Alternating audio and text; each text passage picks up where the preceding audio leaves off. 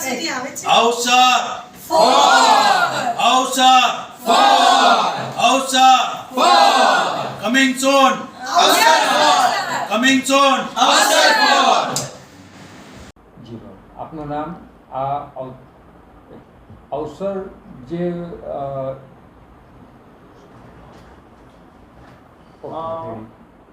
તો વિપુલભાઈ આ અવસર 4 તમે જે કરી રહ્યા છો સુરતની અંદર, તો સુરતમાં ઘણા બધા આપણી ઇન્ડસ્ટ્રીઝમાં ટોપ પર છે, તો એ વિશે ફિલ્મ ઇન્ડસ્ટ્રીને શું કરવા માંગો છો, કઈ રીતે ટોપ પર લાવવા માંગો છો? અમારા પૂરતા પ્રયત્નો એવા છે કે સુરતની ફિલ્મ ઇન્ડસ્ટ્રીઝને અમે ટોપ પર લઈ જઈએ, અને એના માટે જ અમે આ અવસરનું આયોજન કરીએ છીએ કે જેથી કરીને સુરતના નાના નાના કલાકારોને એક મોટું પ્લેટફોર્મ મળે. અમે ગયા વર્ષે સુરતમાં 400 જેટલા કલાકારોને સ્ટેજ પર બોલાવી અને એમનું સન્માન કર્યું હતું અને એમનો ઇન્ટ્રો આપ્યો હતો, જેથી કરીને શું છે કે દરેક વ્યક્તિ એકબીજાને કનેક્ટ થઈ શકે. સુરતનો પ્રથમ નંબર આવ્યો, ડાયમંડ બુશનું ઉદ્ઘાટન થયું, આંતરરાષ્ટ્રીય એરપોર્ટનો આપણને દસ્તો મળ્યો છે, તેના માટે લોકોને શું સંદેશો આપશો મીડિયા દ્વારા? સુરતમાં આંતરરાષ્ટ્રીય એરપોર્ટ બન્યું છે એના માટે સુરતના દરેક વ્યક્તિને ખૂબ ખૂબ અભિનંદન. ડાયમંડ બુર્સનું ઉદ્ઘાટન થયું અને એ ઉદ્ઘાટન કરવા માટે આપણા દેશના વડાપ્રધાન નરેન્દ્ર મોદી સાહેબ પોતે અહીંયા આવ્યા હતા. એ સુરત માટે ખૂબ ગૌરવ લેવા જેવી વાત છે, અને અમારા પ્રયત્નો એવા છે કે ફિલ્મ ઇન્ડસ્ટ્રીઝનું પણ એવું કંઈક મોટું નામ સુરતમાં અમે કરીને બતાવીએ, જેથી કરીને અમને પ્રોત્સાહિત કરવા માટે ભવિષ્યમાં કદાચ અમારા પ્રયત્નો એવા રહેશે કે નરેન્દ્ર મોદી સાહેબ પોતે અમને પ્રોત્સાહિત કરવા માટે આવે અને અમે એમને ઇન્વાઇટ કરીએ.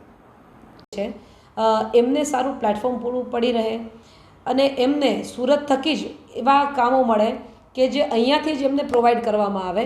આ હેતુથી અમે બધા જ કલાકારોને, પ્રોડ્યુસરોને, ટેકનિશિયનોને બધાને એક પ્લેટફોર્મ પર ભેગા કરીએ છીએ અને બધાનું સન્માન કરીએ છીએ. શું કહેશો મીડિયા દ્વારા લોકોને કે આવા અવસરો પ્રોગ્રામ થતા રહેશે નેક્સ્ટ ટાઈમ પર પછી આ પ્રોગ્રામ થયા પછી? યસ, એકચ્યુઅલી અમે તો ટ્રાય કરીએ છીએ કે અવસર અનલિમિટેડ સુધી જાય અને સુરતની અંદર વસેલા તમામ કલાકારોને એટલું કામ મળે. સુરત આજે દરેક ધંધા સાથે સંકળાયેલું છે, જેમ કે ડાયમંડ્સ છે, કાપડ ઉદ્યોગ છે. હજુ પણ ક્યાંક ને ક્યાંક જે ફિલ્મ જગત છે ને તેમાં સુરત પાછળ છે. અમદાવાદ, બરોડા, જે અધર સિટીઝની અંદર જે કલાકારોને કામ મળી રહે છે, તો સુરતને પણ, સુરતના કલાકારોને પણ એવું જ કામ મળી રહે, એક સારું પ્લેટફોર્મ મળી રહે એવી અમે આશા રાખીએ છીએ. સુરતનો પ્રથમ નંબર આવ્યો છે. યસ. ડાયમંડ હમણાં ઉદ્ઘાટન કરી છે ડાયમંડ બુશનું નરેન્દ્ર મોદી સાહેબ, તેના માટે શું કહેશો?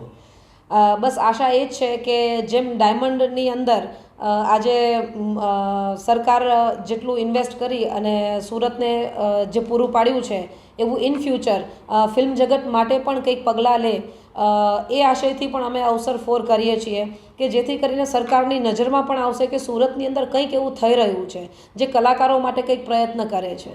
હાલમાં એરપોર્ટ બાજુ અત્યારે ફિલ્મ ઇન્ડસ્ટ્રીના શૂટિંગ માટે ચાલુ રહ્યું છે, તેના માટે શું કહેશો?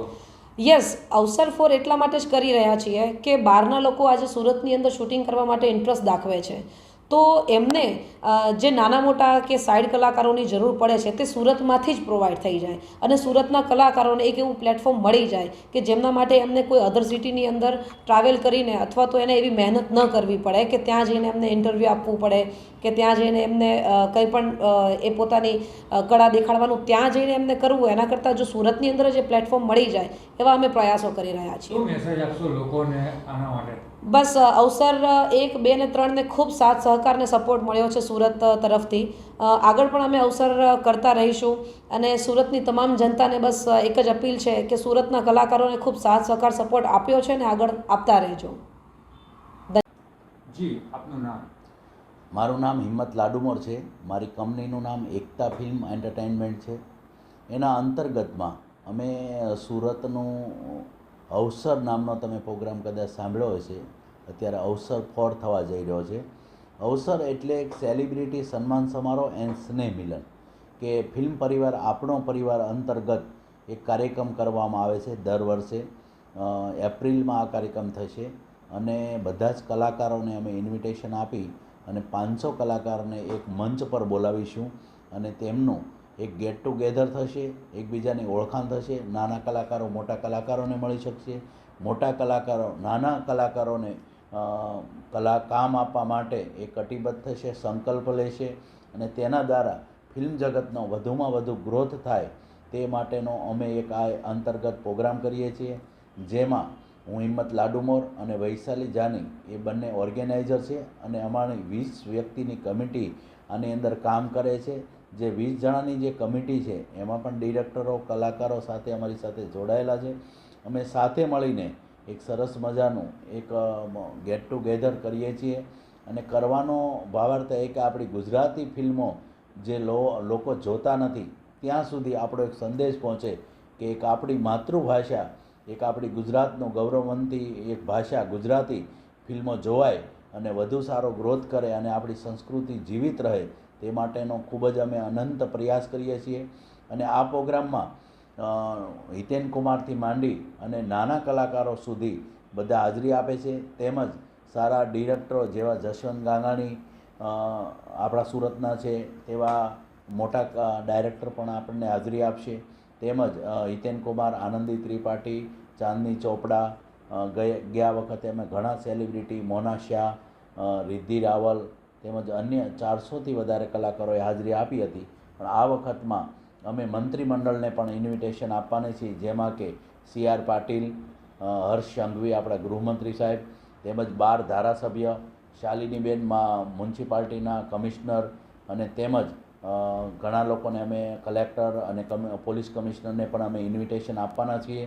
અને આ વખતનો કાર્યક્રમ એક અલગ રંગરૂપમાં હશે તેવું અમે સંકલ્પ કરીએ છીએ અને સાથે મહેનત પણ અમારી કમિટી એટલું જ કરી રહી છે. અને અમારી આખી કમિટી એક સ્ક્રિપ્ટ બનાવી, પેપર વર્ક કરી અને પ્રોપર એની ઉપર વર્ક કરીએ છીએ. જી રોલ, આપનું નામ, આપણે આ સંસ્થામાં કેટલા વર્ષથી જોડાયા છે અને લોકોને શું કહેવા માંગશો કે આવનારા જે પ્રોગ્રામની માટે? ઓકે,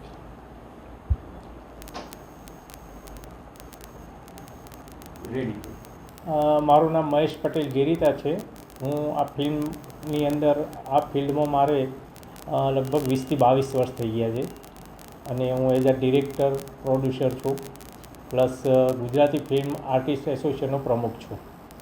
હવે મુખ્ય કે આપણે જે અવસર નામનો આ પ્રસંગ આવી રહ્યો છે, અવસર 4 અમે કરી રહ્યા, 3 પૂરા થઈ ગયા છે. હવે અમારો મુખ્ય હેતુ એ છે કે દરેક કલાકાર, ટેકનિશિયન, નાનાથી લઈને મોટા વ્યક્તિ સુધી એક પ્લેટફોર્મ મળે અને દરેક એકબીજાના કોન્ટેક્ટમાં રહે, દરેકને એક સારું કામ મળે અને સુરતનું સારું નામ થાય કે ભાઈ સુરતની અંદર આજે દરેક ધંધાની ક્ષેત્રે જોઈએ તો કંઈક ના કંઈક છે જ.